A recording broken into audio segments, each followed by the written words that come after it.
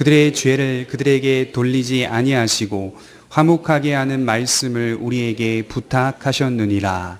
아멘. 네, 오늘은 성경적 송구영신이라는 제목으로 송구영신 예배의 의미를 좀 생각해 보려고 합니다. 한국 땅에서 송구영신 예배가 자리를 잡은 지 꽤 오래되었습니다. 기독교 역사가 약 130년 정도의 역사를 가졌는데요. 이 송구영신 예배는 기독교 역사의 그 시간 동안에 항상 늘 존재해 왔습니다. 왜냐하면 외국 선교사님들이 한국에 들어오면서 우리가 갖고 있는 잘못된 미신 문화와 관습들을 이제 바꾸기 시작했다는 것이죠. 바꾸기 위한 지혜를 썼는데 그 지혜는 우상 숭배다라고 해서 모든 것들을 없애는 게 아니라 그것들 안에 하나님을 예배하는 제도와 예배하는 일들을 계속해서 확장해 갔다는 것을 볼 수 있습니다. 옛날에 천지신령님께 빌던 그 관습이 바로 이 송구영신의 시간이었다고 볼 수 있죠. 천지신령님께 빌던 우리나라의 관습, 미신적 신앙이 하나님께 예배를 드리는 바람직한 신앙의 모습으로 바뀌게 된 것이죠. 그래서 건전한 교회라면 이 시간 속에 한 해 동안 흘러왔던 우리 자신의 믿음을 점검하도록 말씀을 전해야 하고, 새롭게 맞이하는 한 해 가운데 더 나은 믿음의 모습으로 결단하고 다짐하도록 권면해 주어야 합니다. 하지만 그러기 전에 무엇을 점검해야 하고 무엇을 결단하고 다짐해야 하는지 성경에서 말하는 송구영신의 본질을 좀 생각해 보려고 합니다. 그래서 저는 오늘 진정한 송구영신은 날과 해와 달이 바뀌는 시점에 소원을 빌고 축복을 비는 그런 차원의 송구영신이 아니라 성경적인 송구영신의 의미가 무엇인지를 좀 생각해 보려고 합니다. 여러분, 송구영신, 이 네 자가 한자로 풀면 보낼송, 옛구, 맞을영, 새신, 그래서 송구영신이라는 말입니다. 말 그대로 해가 바뀌고 날이 바뀌고 달이 바뀌는 것을 말하는 게 아니에요.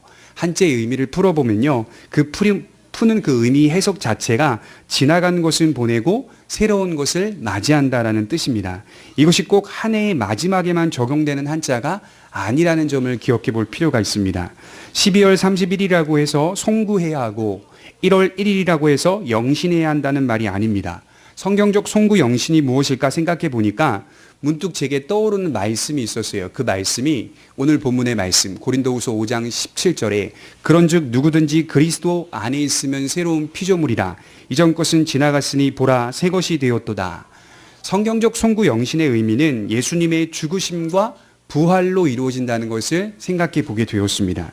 우리가 알듯이 주님의 죽으심은 옛 세상이 지나가고 새로운 세상이 들어오는 것을 말하고, 옛사람은 지나가고 새로운 사람이 된다는 것을 의미합니다. 십자가의 사건으로 말미암아 재창조가 일어난 것을 송구영신이라고 말을 하는 것이죠. 여러분, 에베소서 2장 1절을 한번 찾아보겠습니다. 에베소서 2장 1절입니다.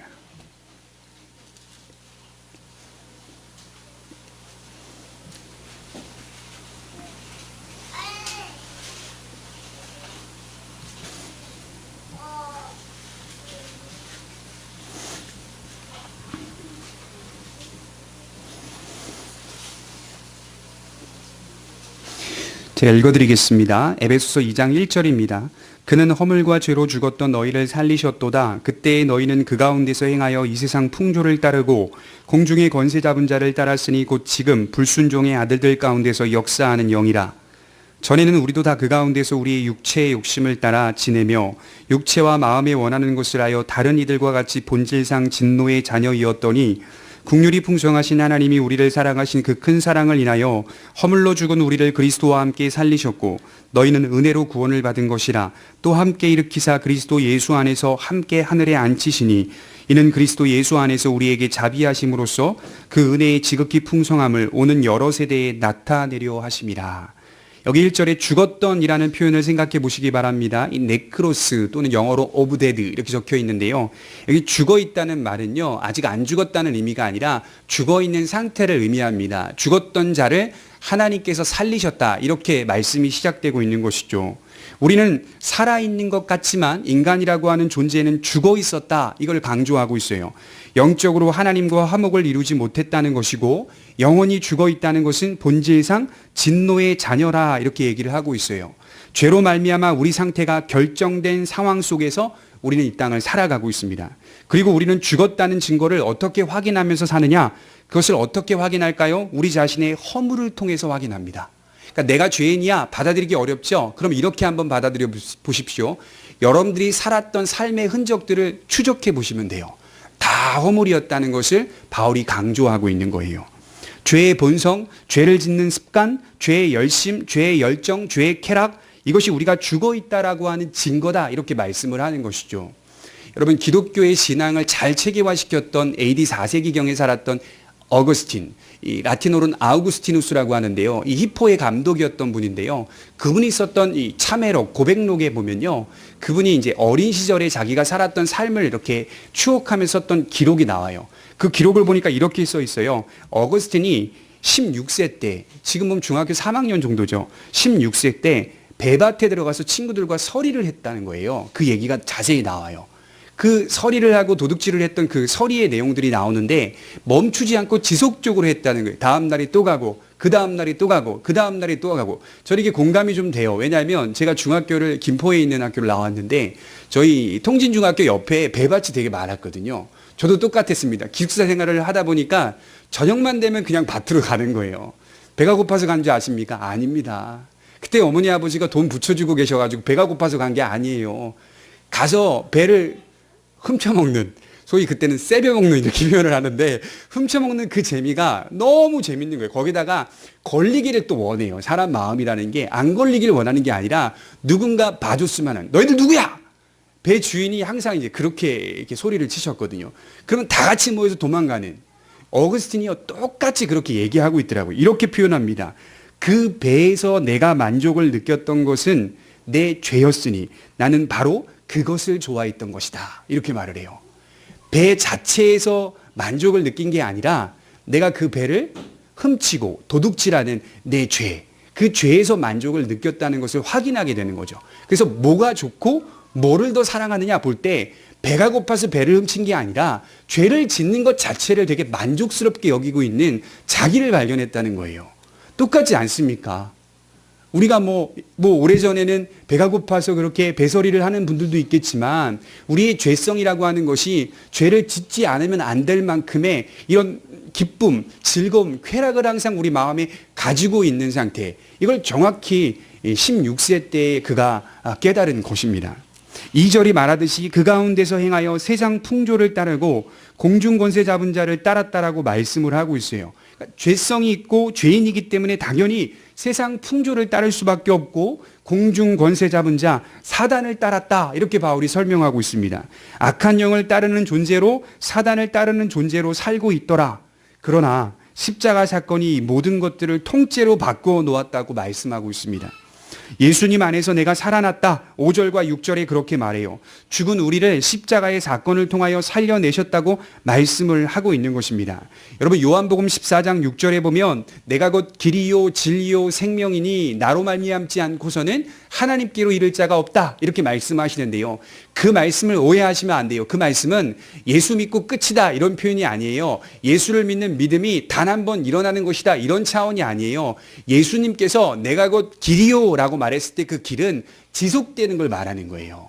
예수를 믿는 그 순간 우리에게 본성의 변화, 신분의 변화가 일어나요. 진노의 자녀였던 자가 하나님의 자녀로 돌이키고 변화되어서 그리고 주께서 만들어 놓으신 그 길을 걷게 된다. 단 한 번만 믿고 끝나는 신앙이 아니라 믿은 이후부터 주께서 만들어 놓으신 그 길을 걸어가게 된다. 그런 차원에서 예수님이 내가 곧 길이요 이렇게 말하는 거예요. 그 길은 너희들의 인생의 시간 속에 끝나는 날까지 끝난 게 아니다라는 거예요. 계속되어지는 길이다 이렇게 말씀을 하고 있는 것입니다. 성도에게 송구영신이란 무엇입니까? 날과 해의 변화가 아니라 본성의 변화를 말하는 겁니다. 성도에게 송구영신이란 그리스도와 함께 죽고 그리스도와 함께 다시 산다는 것이 송구영신입니다. 거듭남의 기초를 두고 있느냐? 예수님을 진실로 믿게 되면 반드시 따라오는 게 본성의 변화입니다. 좀 전에 말씀드렸던 세상 풍조를 따르지 않으려는 자세와 태도가 나타나요. 공중 권세 잡은 자를 따라 살지 않으려 하는 자세와 태도가 나타납니다. 이전에 그럴 만한 힘도 능력도 없었지만 본성의 변화가 일어난 성도에게는 분명한 길이 보이게 되는 겁니다. 자연스럽게 그 길로 가려는 힘과 능력을 소유하게 되는 것이죠. 주님의 길을 따라와라. 주님 그렇게 말씀하시고 끝내시지 않고 그 길을 따라올 수 있는 능력을 함께 허락해 주십니다. 이게 본성의 변화예요. 여러분, 목사님 완전할 수 없는데요? 완벽할 수 없지 않습니까? 맞아요. 완전할 수 없습니다. 우리 계속해서 걷다 보면 삐끄덕거리고요. 발을 헛딛고 잘못 딛습니다. 그럼에도 제일 중요한 게 뭐냐면 그 길을 가고 있다는 거예요. 그 길을 걷고 있다는 거예요. 세상 사람들은 이렇게 못해요. 본성의 변화가 없거든요. 예수 그리스도 안에서, 믿음 안에서 주님을 영접한 자, 나의 주인이 예수 그리스도라고 분명하게 믿고 확신하는 자는 그 길로 삐그덕거려도 계속해서 나아갑니다. 세상 사람들은 그러지 못하는 거예요. 바울의 표현대로 해석하자면 바울은 지금 우리에게 송구영신이란 한 해의 마지막에 적용되는 것이 아니라 매일 날마다 순간순간마다 송구영신해야 한다는 것을 밝히고 있습니다. 이 모든 것의 기초가 뭘까요? 그리스도의 부활입니다. 예수 그리스도의 부활이 진정한 송구영신이라고 저는 확신해야 합니다. 여러분, 예수님께서는요, 먼저 길을 만들어 놓으셨어요. 생각해 보니까 우리가 길을 개척하는 게 아니더라고요. 주님이 모든 길들을 완성해 놓으시고 만들어 놓으셨습니다. 우리는 만들어 놓으신 그 길을 걷는 거예요. 그가 만들어 놓으신 그 길을 최선을 다해 걸어가면 되는 거예요. 여기서 주의해야 할 것은 그 길을 가려는 우리의 태도입니다.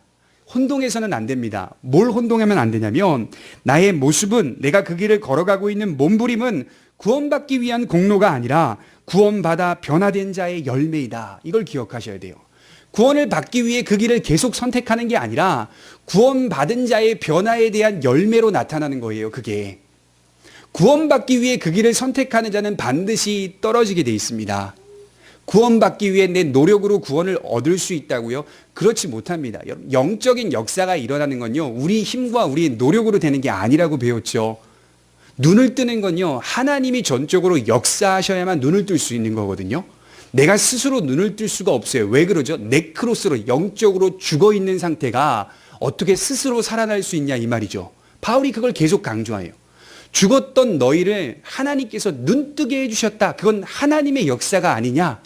눈뜬 다음에 어떻게 살아야 된다는 거예요. 그 길로 걸어가는 길을 선택해야 하는 겁니다. 그것은 구원받기 위한 공로가 아니라 구원을 받았기 때문에, 그 은혜에 감사하기 때문에 변화된 자의 열매로 나타나야 한다. 여기서 우리가 혼동을 해서는 안 되는 것이죠. 옛 자아의 습성이 올라올 때가 있습니다.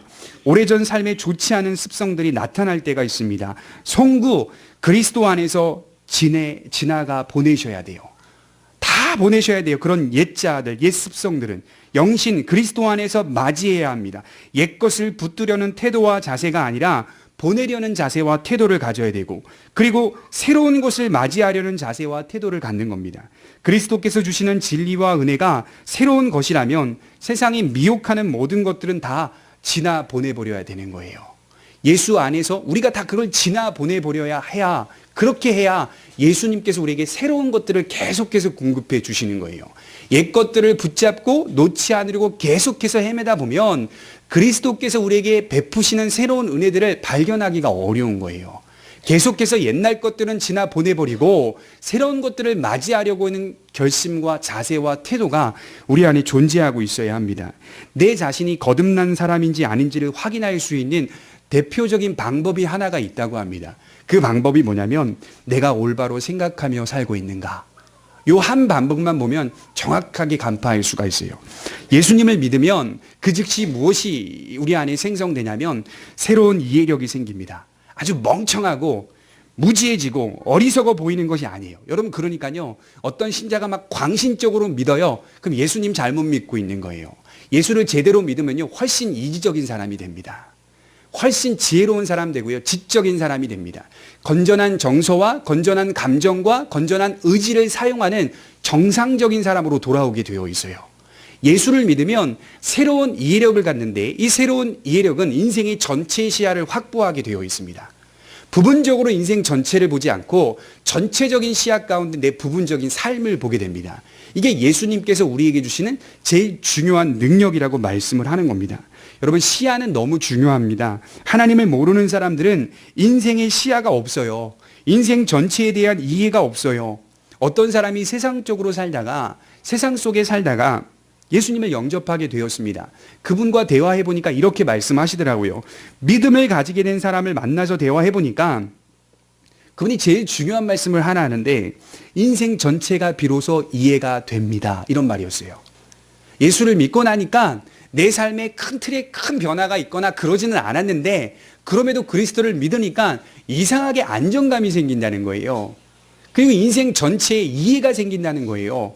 맞습니다. 정확히 간파한 거예요. 하나님을 신뢰하고 하나님이 신실하신 분이다라고 말하는 이유가 뭘까요? 그것은 하나님이 일관성이 있기 때문이거든요. 누군가를 신뢰한다는 것은 그 사람이 일관성 있는 모습을 우리에게 보여주었기 때문에 그를 신뢰하는 거거든요. 우리가 하나님을 신실하신 분이다라고 말하는 것은 단순히 우리의 믿음의 고백으로만 말하는 것이 아니라 성경이 처음부터 아브라함부터 시작한 하나님의 언약이 그리스도까지 여전히 하나님의 계획 속에 실패하지 않고 성취되었다는 것을 성경을 통해 배우다 보니 하나님의 예언, 하나님의 말씀, 하나님의 약속은 신실하게 이루어진다는 거예요. 그 과정에 뭐가 있죠? 인간의 실수들이 계속해서 혼란하게 복잡하게 뒤죽박죽 섞여 있는 걸 발견하는 거죠. 야곱의 실수, 야곱의 복잡함, 야곱의 인생, 야곱 아들들의 죄악들, 이스라엘 전체의 죄악, 가나안 민족들을 몰아내지 못하는 연약함, 그리고 멸망당함, 노예로 팔려감, 인간의 연약함은 무수히 많은데 중요한 것은 인간의 연약함 속에서도 여전히 끊임없이 일하시는 하나님의 약속이 있었다는 거죠. 우리가 왜 하나님 믿습니까? 왜 하나님 신뢰합니까? 그분은 일관성이 있는 분이거든요. 완전하게 일관성이 있는 분이거든요. 그 일관성 때문에 우리는 하나님이 신실하신 분이다 이렇게 말씀을 드릴 수 있는 것이죠. 하나님을 믿었던 그분이 그렇게 말하는 거예요. 왠지 안정감이 느껴지고 하나님이 신뢰가 가며 하나님은 신실하신 분이라는 것을 알게 된다는 거예요. 부분적으로 내 삶이 막힐 때도 있고 고난도 있고 환난도 있지만 부분적인 것은 전체가 아니라는 것을 매일 성경을 통해 확인한다는 거예요. 부분이 우리 전체를 평가해 주지는 않아요. 환난 가운데 내가 넘어지고 성공하지 못한 것들이 내 전체를 평가해 주지는 않아요. 그러나 내 전체를 그렇게 평가하는 존재가 있습니다. 세상입니다. 세상은 오늘 내가 넘어진 것으로 평가합니다. 세상은 오늘 내가 실패한 것으로 평가합니다. 너는 낙오자야 이렇게 평가하죠. 가진 게 없잖아. 배운 게 없잖아. 세상이 우리에게 지탄하는 거예요. 비판하는 거예요. 손가락질하는 거예요. 세상은 항상 눈에 보이는 부분적인 것으로 인간의 존재 전체를 평가합니다. 하나님은 그렇지 않잖아요. 하나님은 전체 속에서 부분을 보십니다. 그리고 그 부분 속에서 다시 전체로 이끌어 가십니다. 이게 하나님의 신실하심과 하나님의 일관성, 하나님의 신실성 이렇게 말씀을 드릴 수 있는 것이죠. 그래서 우리는 날마다 이 인생 속에서 넓은 시야를 갖고 하나님이 어떻게 이 인생 가운데 조화를 이루어가는지를 발견하게 되는 것이죠. 여러분 바울도 이렇게 말을 했어요. 고린도전서 2장 16절에 누가 주의 마음을 알아서 주를 가르치겠느냐? 그러나 우리가 그리스도의 마음을 가졌느니라. 이 말씀이 얼마나 대단한 말씀이냐면요. 누가 예수님을 가르칠 수 있겠느냐? 이 말이에요. 누가 주님을 가르칠 수 있겠느냐? 그분의 지혜, 무한한 영광, 그분의 대단함, 그분의 사랑, 긍휼, 누가 그분 앞에서 그분을 가르칠 수 있겠느냐? 그 다음에 뭐라고 말하냐면 그러나 하지만 우리가 그리스도의 마음을 가졌다 이렇게 말씀을 하고 있어요. 이게 좀 쉽게 해석해보면 의역해보면 동급이다 이런 뜻이에요. 우리가 주님의 마음을 가졌기 때문에 주님의 생각과 주님의 계획과 주님의 뜻하신 바가 무엇인지를 알고 있다 이렇게 말씀을 하는 거예요. 거듭난 성도 안에는 무엇이 존재하냐면 그리스도의 마음이 존재합니다. 여러분들과 저의 마음 속에 예수의 마음이 존재하는 거예요. 이 마음을 소유한 사람만이 성도다 이렇게 말을 합니다. 그는 그리스도의 마음을 가졌기 때문에 그리스도 예수와 같이 동일하게 생각하라는 경향이 있습니다. 주님과 같이 생각하고 결정하려는 경향이 보입니다. 이게 닮음이거든요. 그것이 가능한 이유가 뭘까요? 그의 신앙이 예수님 안에 접붙여져 있기 때문에, 그리스도와 연합되어 있기 때문에, 주님의 부활을 기초로 하고 있기 때문에 예수님과 같이 동일하게 생각하려는 경향이 자꾸 발동하는 거예요. 그의 신앙이 부활을 기초로 한다는 것은 예수님을 전적으로 의지하고 믿는다는 것을 말합니다. 이러한 믿음이 내 안에서 살아 역사합니다. 계속 우리 안에 역사하는 거예요. 넘어져도요, 또 역사해요. 자꾸 우리의 양심을 건드리시고요. 자꾸 우리 인생 가운데 말씀으로 확인시켜 주십니다. 매일매일 우리 안에 역사합니다. 그게 그리스도의 마음을 가졌다는 뜻이에요. 그것이 그리스도의 마음을 가진 성도입니다. 고난을 만나도 환난을 만나도 주 안에서 기쁨과 행복으로 채우는 무언가가 우리 안에 있습니다. 그저 인내하고 견디는 것으로만 설명하는 게 아니에요. 바울은 성도는 잘 인내한다, 잘 견딘다 이렇게만 말하지 않더라고요. 로마서 8장 37절에 그러나 이 모든 일에 우리를 사랑하시는 이로 말미암아 넉넉히 이기느니라 이런 표현을 해요. 그냥 잘 견디고 잘 인내하는 게 성도다 이렇게 표현하지 않고 무언가가 있대요. 그 무언가는 세상의 환난과 고난 속에서 이상하게 넉넉하게 이기는 능력을 갖고 있다 이렇게 말씀을 하는 거죠. 이루어 놓으신 온전한 승리가 우리 안에 있기 때문에 이 세상 가운데 우리를 그렇게 평가하고 우리에게 실패자라고 손가락질하여도 우리는 평가받지 않는다. 바울이 그걸 강조하거든요. 우리를 평가하실 수 있는 이는 오직 하나님 한 분밖에 없다. 이렇게 말씀을 해요. 오히려 잠시 지나가는 이 세상 속의 고난과 환난이 하나님의 계획 속에 있다는 사실을 당황하지 않고 받아들입니다. 당황하지 않고 자연스럽게 받아들입니다. 그리고 훈련을 받습니다. 더욱 믿음의 사람으로 훈련돼 갑니다. 시편 기자는 이런 경험을 했어요. 시편 84편 6절을 한번 찾아보겠습니다. 시편 84편 6절입니다.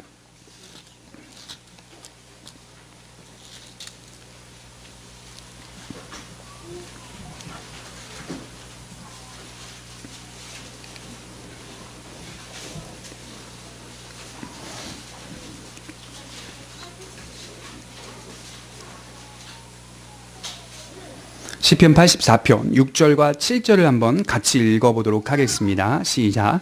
그들이 눈물 골짜기로 지나갈 때 그곳에 많은 샘이 있을 것이며 이른 비가 복을 채워주나이다.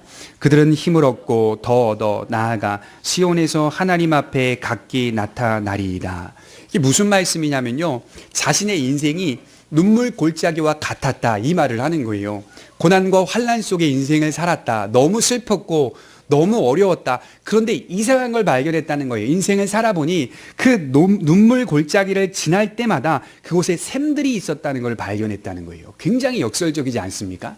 슬픔의 세월을 보냈는데 그 슬픔의 세월에 따라다녔던 것이 있어요. 그것이 우물이었다는 겁니다. 생명의 우물. 샘들이 계속해서 펼쳐지는 것을 동시에 발견했다는 거예요. 근심하는 자 같으나 항상 기뻐하고 가난한 자 같으나 모든 사람을 부요하게 하며 아무것도 없는 자 같으나 모든 것을 가진 자로다. 바울이 시편 기자의 경험을 그대로 하고 있어요. 그리고 우리도 그대로 하면서 인생을 살게 돼 있다니까요. 믿음은 그런 구조 속에 인생 앞에 펼쳐지게 되어 있습니다.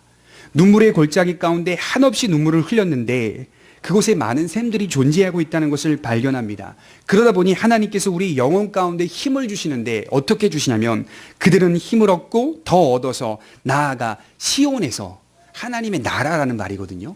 천국에서 하나님 앞에 각각 나타나게 될 것이다. 이렇게 멋지게 말씀하고 있습니다. 눈물 골짜기를 지나가는데 그곳에 많은 샘이 있었던 겁니다. 슬픔의 골짜기, 애통의 골짜기라는 인생을 경험하는데 그것을 샘으로 바꾸시는 하나님 또한 경험했다는 겁니다. 그리고 그들은 힘을 얻어서 결국 구원에 이른다라고 하고 있습니다. 이런 하나님의 은혜가 성도들에게 오늘도 함께하고 있습니다. 바라기는 여러분들과 제가 매일이 송구 영신이 되기를 바랍니다.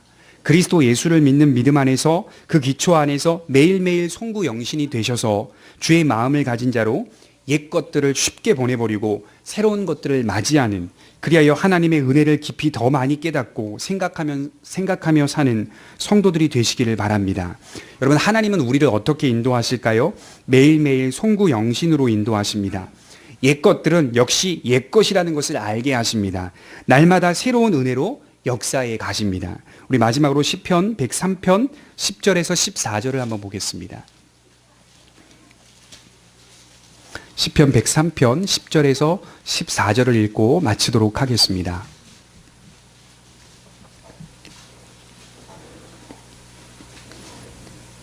우리 천천히 한번 묵상하면서 읽어보도록 하겠습니다. 10절입니다. 시작. 우리의 죄를 따라 우리를 처벌하지는 아니하시며 우리의 죄악을 따라 우리에게 그대로 갚지는 아니하셨으니 이는 하늘이 땅에서 높음같이 그를 경외하는 자에게 그의 인자하심이 크심이로다. 동이 서에서 먼 것 같이 우리의 죄가를 우리에게서 멀리 옮기셨으며 아버지가 자식을 국률이 여김같이 여호와께서는 자기를 경외하는 자를 국률이 여기시나니 이는 그가 우리의 체질을 아시며 우리가 단지 먼지뿐임을 기억하심이로다. 기도하겠습니다. 우리 한번 함께 합심해서 기도하는 시간을 잠시 갖도록 하겠습니다.